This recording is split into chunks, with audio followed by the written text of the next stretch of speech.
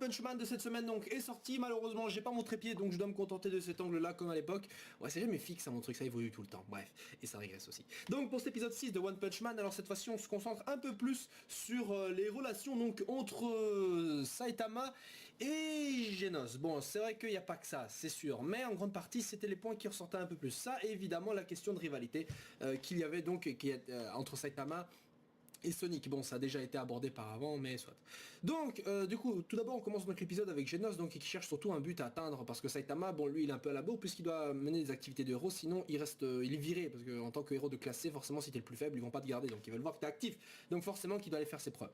Mais Genos, lui, se demande donc ce qu'il peut faire lui, parce que c'est vrai que le gars, il est déjà classé numéro S, donc il veut devenir plus fort que son maître, mais il sait pas comment y arriver, puisque déjà lui-même ne s'imagine pas être plus fort que lui, mais il cherche tout de même à devenir plus puissant.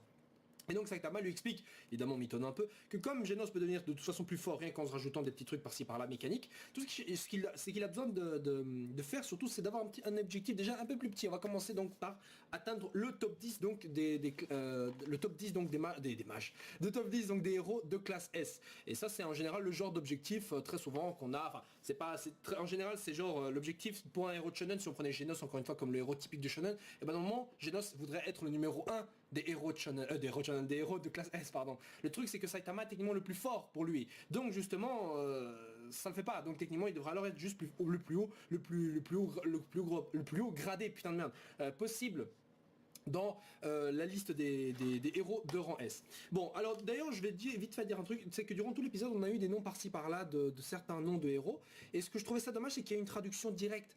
Alors je sais pas ce que ça va être, par exemple, dans la VF elle-même, mais il y a de grandes chances que les traductions classiques soient reprises. Par exemple, pour Sweet Mask, Handsomely, Sweet Mask, machin. Donc vous voyez, le mec, le beau gosse avec la voix du doubleur, donc avec la voix du seiyuu de Light Yagami de Death Note, je vous avais dit dans les VO et tout, enfin dans les VO, dans les traductions anglaises ou quoi, et même dans les VF aussi je crois, il est surnommé Sweet Mask, Handsomely, Sweet, mais contraté, les gens l'appellent Sweet Mask. Et dans les traductions, dans les voix STFR parfois un peu officielles, il a été surnommé Beau Gosse. Ce qu'il fait pas du tout, je trouve. Je veux dire, quand on prend les noms, certains noms de super-héros classiques à nous, comme par exemple Batman ou Superman, on ne les traduit pas en, je sais pas, en homme super ou l'homme chauve-souris. Mais non, on garde Superman et Batman. Et ici, c'est pareil, on devrait les garder au lieu de les traduire bêtement comme ça. Enfin, je vais revenir là-dessus un peu plus tard. Bon. Donc dans cet épisode-ci, donc Saitama va chercher un peu évidemment d'envie ce qui se passe, il y a des malfrats arrêtés. Le truc c'est que il est dans un monde en paix. Comme quoi justement même dans les héros classiques de shonen, même quand les héros classiques de shonen, c'est toujours les emmerdes qui viennent à eux. C'est toujours les emmerdes. Eux-mêmes vont pas chercher des trucs à faire. Mais là Saitama est un héros, donc forcément qu'il doit trouver des trucs pour s'occuper un peu et surtout pour garder sa position de héros. Et justement à ce moment-là qui arrive, il y a Sonic. Je vous avais dit c'était techniquement le rival de Saitama. Donc forcément qui va revenir de temps en temps. Dans les shonen classiques, le rival c'est quoi? Le rival en général il atteint un certain stade et le héros aussi doit l'atteindre, et quand le héros va plus loin, l'autre rival le rattrape et ainsi de suite. En général, il n'y a pas souvent plusieurs combats. Je veux dire, c'est très souvent deux, voire 3 grands max duels. Hein. Si on prend Naruto Sasuke, bon c'était un peu obligé que dans Naruto, c'était des rivaux tous les deux, mais ils se sont affrontés que grand max 3 fois. Hein. Une fois, 2 fois, une troisième fois à la fin du manga, une fois à la fin de la première partie, et une deuxième fois comme ça au milieu de la deuxième partie. Soit, donc ils sont bagarrés en quelque sorte, 3 fois. Pour d'autres rivaux dans les autres shonen en général, ce combat de rival et rival, genre Son Goku et Vegeta par exemple, ça arrivait que 2 fois ce genre de combat, 2 fois. Pourtant les rivaux c'est des gens qui se combattent l'un à l'autre dans l'émulation, dans le sens où que quand l'un devient plus fort, l'autre cherche à devenir aussi plus fort. C'est comme ça que ça marche. C'est pour ça que ce sont des rivaux, parce que avant tout c'est des rivaux, mais il y a aussi une relation d'ami-ami. Comme quoi, si tu deviens plus fort, je dois aussi le devenir, et ainsi de suite. T'as des trucs comme ça. Même dans Samurai Deeper Kyo, t'avais Hotaru, ou plutôt Luciole contre Shinrei. Lui-même disait que comme t'es mon frère, enfin comme t'es mon, pardon pas mon frère, comme t'es plutôt t'es comme mon rival, mon ennemi, mon ami rival, si tu deviens plus fort, moi aussi je dois devenir plus fort, c'est comme ça, c'est ainsi de suite, c'est ainsi que c'est. Mais justement ici, pas de bol pour justement Sonic, Saitama sera toujours plus fort, et il faut que les gens vous mettiez un truc dans la tête, c'est que Saitama représente l'idéal, la justice d'un truc qui ne sera jamais vaincu. Ce que Son Goku, ce que Naruto, ce que Luffy, ce qu'ils représentent tous. Hein, c'est l'idéal du héros de shonen, cette idée de justice qui ne sera jamais vaincue, cette idée de bien contre le mal qui ne perdra jamais dans un shonen. Et je parle pas du personnage de Saitama avec ses muscles, là je parle de ce qu'il incarne. Est-ce qu'en fait tous les héros de shonen incarnent? Mais là Saitama lui-même en fait, c'est plutôt donner une forme humaine à ce concept. Hein, moi quand je parle là de Saitama, je parle pas de lui en tant que héros physique là qui tabasse les monstres. Non, je parle de ce qu'il représente. Et justement ce qu'il représente, c'est quelque chose qui ne sera jamais vaincu. Et c'est ça en fait le truc, le pitch de base de One Punch Man, c'est un mec qui représente en quelque sorte ça. et qui ne sera jamais vaincu. Et c'est ça en fait la parodie, c'est ça, enfin je vais pas expliquer la blague, mais en fait c'est ça l'idée derrière le truc, c'est que ce mec, ce couillon, représente un simple truc mais qui ne pourra jamais être vaincu. C'est vrai qu'il y a l'idée comme quoi voilà, il s'est entraîné 3 ans, il a fait ceci, cela, un bête entraînement qui l'a rendu plus fort que d'autres qui ont des pouvoirs inimaginables. Mais c'est justement ça que j'essaie de vous dire. Donc quand je vois des sujets comme Saitama plus fort que Son Goku ou que je sais pas quoi, faut même pas comparer. Si par exemple Son Goku se trouvait dans le manga de Saitama, Saitama l'explosera d'un coup tout simplement parce que Saitama ne peut pas perdre. Et vous allez me dire, mais Son Goku aussi représente le héros shonen. Oui, mais lui représente un personnage qui est guidé par ce concept de héros shonen. Saitama, c'est l'incarnation de ce concept à qui on a donné un nom et un corps humain. Enfin, c'est difficile à expliquer, hein. Mais d'ailleurs, quand il a fait l'entraînement dans l'épisode précédent, l'examinateur disait c'est comme si Dieu résidait en lui. Bon, évidemment, c'est pas ça que je veux dire, c'est pas comme s'il avait un dieu, c'est pas ça du tout. Mais c'est comme pour vous dire qu'il est habité par quelque chose qui ne pourra jamais être vaincu. Vous allez me dire là, mais attends, c'est en train de mélanger plein de trucs, parce que là, c'est un peu illogique. Alors dans ce manga, le mec il va pas dire que c'est le représentant d'une logique de manga et tout. Je sais, mais je veux vraiment que vous compreniez pour la suite, ce sera important pas dans cette vidéo, mais pour la suite du manga, vous mettiez en tête que il y a de très peu de chances, mais vraiment 0,1% de chance que Saitama soit un jour vaincu dans ce manga. Mais c'est pour ça que c'est intéressant. Ouais, ça, je pense que vous avez compris cette idée là. Bon, je pense qu'on peut en débattre longtemps, mais j'ai pas envie que la vidéo fasse 3 heures, surtout qu'il y a moyen qu'on fasse une autre vidéo à part là-dessus, peut-être que je referai un truc. Mais bon, voilà, c'était un peu l'idée de base que je voulais véhiculer. Bref, donc pour en revenir à ce que je disais, Sonic, un rival pour Saitama, ça ne sert absolument à rien, puisque Saitama, normalement, en tant que rival, devrait alors soit être plus fort et alors Sonic le rattrape, soit Sonic plus fort et Saitama le rattrape. Mais on sait déjà que Saitama est déjà tout en haut. Donc c'est toujours Sonic qui devrait le rattraper. Or, ça n'arrivera jamais. Donc Sonic, en tant que rival, est une chiasse. Et on le voit ici, le mec, c'est tant bien de mal d'attirer l'attention de Saitama, mais lui-même s'en fout tellement de lui qu'il déjà qui il était, déjà que il s'était autoproclamé rival, et au plus de ça que Saitama que lui-même lui a dit genre reviens quand tu te seras entraîné, ce qui visiblement est le cas, mais il s'est fait capturer. Donc Sonic, bye bye pour l'instant. On le verra certainement par la suite, je n'en doute pas, puisque je pense pas qu'un personnage comme ça, tu le ramènes, tu le présentes une fois, ça va, c'était pas mal, c'était cool, tu le ramènes une deuxième fois, il s'explose en 2 secondes et bye bye. Non, je pense qu'il reviendra plusieurs fois comme un rival encore une fois, mais je pense qu'à chaque fois qu'il va revenir justement, il va se faire exploser. Normal, puisque justement Saitama sera toujours plus fort. Et je sais que beaucoup d'entre vous sont un peu sceptiques, genre maintenant mais c'est chiant alors, moi je veux me dire que justement le héros peut perdre, des trucs comme ça. Oui, mais pas Saitama, les autres oui, mais pas lui. Et en plus de ça, vous n'êtes pas dans un shonen classique avec, vous savez, les codes classiques qui s'appliquent ici. Non, vous avez justement, les codes sont un peu chamboulés. C'est un peu... Non, les codes sont pas chamboulés. En fait, ils sont présents, mais ils sont tournés d'une manière qui sont assez grossières, on va dire. Assez grossière et visible à l'œil nu, on va dire. Visible à l'œil nu, ouais. Donc, pour le reste de l'épisode, Saitama arrive à arrêter donc ce petit malfrat qu'est Sonic, justement pour garder sa position. Par la suite, donc, on apprend qu'il y aurait donc une augmentation du rassemblement de monstres autour de Saitama. Ah bah tiens, encore un petit cliché. Vous savez, c'est pas vraiment un cliché. Vous savez, le soi-disant code, un code du shonen qui n'est pas vraiment admis, mais que vous connaissez certainement, c'est le fait que quand l'histoire débute, avant il se passe pas vraiment grand chose, mais quand on suit le manga, quand on suit le héros qui fait ses trucs, il arrête pas d'attirer des ennemis autour de lui. Ça, j'appelle ça l'attraction des Saiyans. Bon, j'appelle ça la loi de l'attraction du Saiyan. En fait, bon, je dis l'attraction du Saiyan, mais j'aurais pu appeler ça la loi de l'attraction de Son Goku.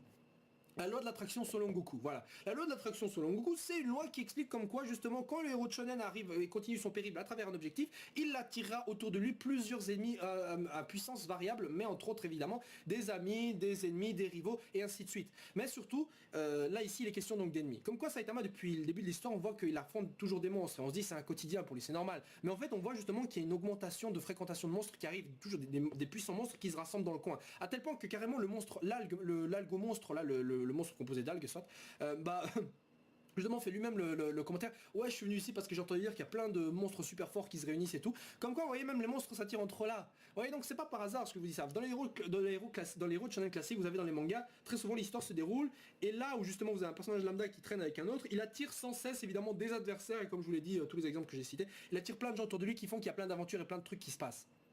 Plein de trucs qui se passent. Par exemple, dans le manga, encore une fois, Samurai Deportius, c'est un shonen où tu as un personnage qui décide de rester par exemple avec le héros parce qu'il n'arrête pas de se passer des trucs excitants autour de lui. Alors, ce personnage d'ailleurs qui veut rester avec le héros s'appelle d'ailleurs Benitora, alias Tigre Rouge. Il avait dit ça, je crois, dans le tome 3 ou 4, je sais plus exactement. Bref, c'était la petite référence. Mais c'est un truc qui arrive souvent. Je veux dire, Naruto, pareil, il veut faire sa première mission où il doit justement, comme par hasard, faire à la base une bête escorte contre des petits brigands. Et bah non, c'est pas des petits brigands, c'est carrément un mage, enfin un mage, un super ninja, un des 7 ninjas de Kiri accompagné d'un génie qui maîtrise la glace, un assassin avec un masque de Munin qui déchire sa race. Bref, vous voyez comme quoi, non, tout devrait bien se passer. Et bah non, en fait non, il y a un truc de fou qui se passe. Bref, c'est ça que je suis en train de vous dire.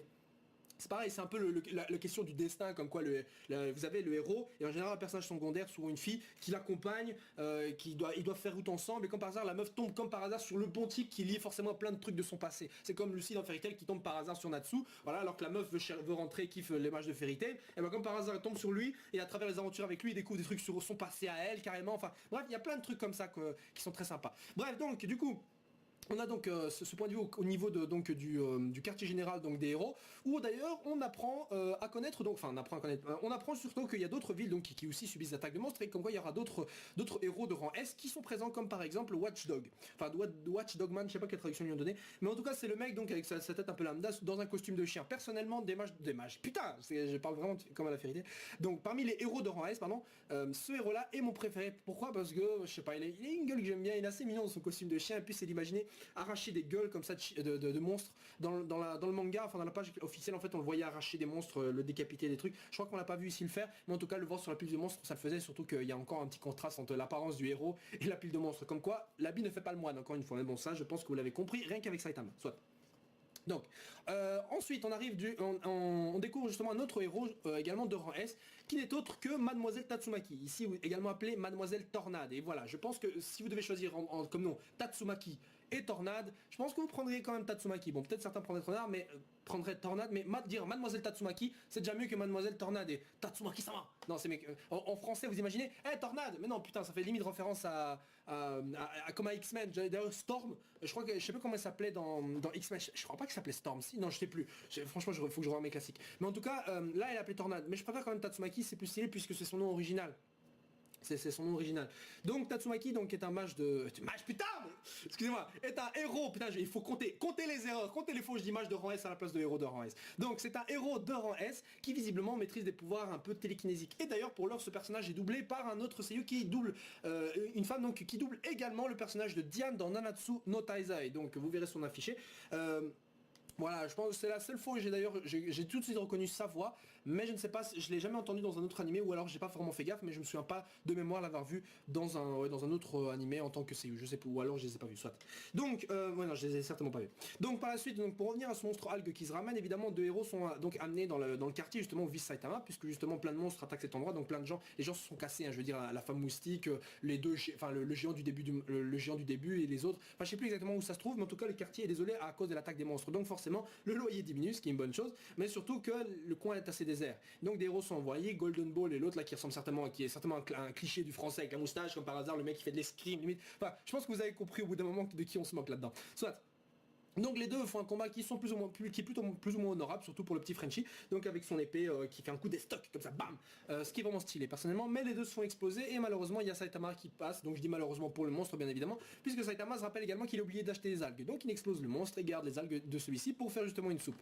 À ce moment-là Genos évidemment arrive et se moque un peu de la gueule de Saitama, mais Saitama, je vous explique, voilà, les algues ne sont pas vraiment, c'est pas vraiment prouvé scientifiquement que ça fait repousser les cheveux, donc voilà, petite blague. Bon après on fait un retour après sur Tatsumaki, voilà bon c'est comme quoi elle aurait pas été assez forte, enfin comme quoi ça aurait pu être dangereux pour elle, mais en fait ce qui est dangereux techniquement, c'était ce qui est le vrai danger là dont il était fait référence, c'était Saitama, c'était pas le monstre. Soit, donc parce qu'on voit Saitama avoir fait un gros trou dans un building parce qu'il voulait en explosant le monstre justement, l'algue monstre. Et donc vers la fin de l'épisode on découvre aussi un autre personnage qui s'appellerait Fubuki. Alors ce personnage là je vais vous dire est doublé par la même seiyuu du personnage de Kagura dans Fairy Tail, un personnage féminin favori préféré de Fairy Tail, et justement elle double également mon personnage féminin préféré de One Punch Man, parce qu'évidemment je connais la suite et je sais ce qui va se passer, et je peux vous dire un truc, c'est que ce personnage là est mon préféré au niveau féminin. Non, il n'y a rien à dire, mon personnage préféré féminin dans One Punch Man c'est elle. C'est elle. Et en plus de ça, petit truc que je vais vous apprendre, mais en fait Fubuki, de son nom complet Jigoku no Fubuki, ce qui veut dire en gros le blizzard de l'enfer. Hein. Ah oui, Fubuki veut dire blizzard en fait, ou tempête de neige plutôt, si on veut. Donc Fubuki en fait est une réappropriation du visage en fait de Mamori, de l'ancien manga donc de l'auteur, donc High Shield 21. Et dedans, justement Mamori, je trouvais son visage ressemble beaucoup, à quelques détails près quand même, mais ressemble beaucoup à celui de Fubuki. Alors, évidemment, on pourrait un peu débattre ou quoi, mais je suis quasiment sûr que les détails, comme certains détails ont été repris. Hein, je vais vous mettre deux photos, deux images pour vous montrer.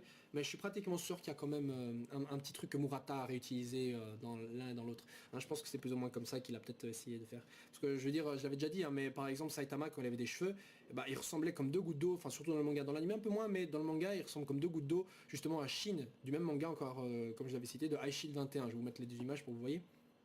C'est vrai, ça ressemblait vraiment blindé quoi. Bref, donc l'épisode se termine avec à la fin un discours, avec un petit blabla pardon de Fubuki qui explique comme quoi bientôt c'est son heure d'apparaître. Parce qu'il est vrai que dans le manga, c'était pas un chapitre officiel, c'était plutôt un chapitre un peu à part qui racontait un peu l'histoire de Fubuki, ainsi de suite.